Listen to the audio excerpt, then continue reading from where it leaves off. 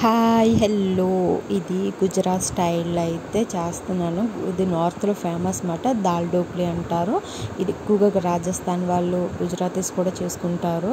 ఒక్కొక్క ఏరియాలో ఒక్కొక్క పేరుగా పిలుస్తారు. ఇప్పుడు పప్పు మనం ఏ విధంగా అయితే ఉడకబెట్టుకుంటాం ఆ విధంగా పప్పును ఉడకబెట్టుకోవాలి. ఇది చపాతీ పిండిలు, ఉప్పు, కారం, పసుపు, ధనియాల పొడి, గరం మసాలా పొడి ఇవన్నీ వేసి మనం చపాతీ పిండి ఏ విధంగా వేసుకుంటామో నూనె ఇవన్నీ వేసుకుని అలాగా పిండి కలుపుని పక్కన పెట్టుకోవాలి. ఇందులో ఇప్పుడు వీడియోలో చూపిస్తున్న విధంగా కొంచెం పెద్ద సైజు తీసుకొని పిండిని ఇలాగ వీడియోలో చూపిస్తున్న విధంగా చపాతీలా చేసుకుని చిన్న చిన్న ముక్కల కిందే కట్ చేసుకుని పక్కన పెట్టుకోవాలి. ఈ లోపల పప్పు ఉడికిపోతుంది కాబట్టి మనం పప్పు చారుకి ఏ విధంగా పల్చగా పెట్టుకుంటామో అదే విధంగా ఇది పల్చగానే ఉండాలండి. పప్పు చారు టైప్లోను. ఇప్పుడు ఇందులో వాటర్, చింతపండు పులుసు ఇవన్నీ వేసుకొని మనం పప్పుచారు ఏ విధంగా అయితే మరగబెడతాం ఆ విధంగా ఇప్పుడు కట్ చేసి పెట్టుకున్న చపాతీ ముక్కలన్నీ ఇందులో వేసేసుకోవాలి. పచ్చియే వేసుకోవాలి. ఇవి వేసిన తర్వాత బాగా ఉడకబెట్టుకోవాలి.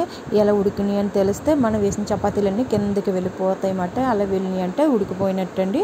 తర్వాత ఇలాగైన తర్వాత కొత్తిమీర వేసేసుకొని పైన తాలింపు వేసుకోవడమే.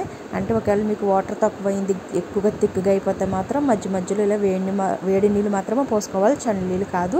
టేస్ట్ అయితే చాలా బాగుంటుంది. వారం టైంలోనూ టిఫిన్ చేసే వాళ్ళకి ఇది చాలా బెస్ట్ రెసిపీ అన్నమాట. చల్లని వాతావరణం వేడిగా హాహా పక్కన ఆవకాయ అయినా లేదంటే పచ్చిమిరపకాయలైనా తింటే చాలా బాగుంటుంది.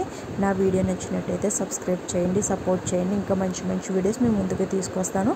ఈ రెసిపీని ఒకసారి ట్రై చేసి ఎలా ఉందో కామెంట్ చేయండి. రెసిపీ అయితే చాలా బాగుంటుంది. దీనికి నేను 100 మార్క్స్ ఇస్తాను. Okay friends, bye bye. Subscribe to my channel.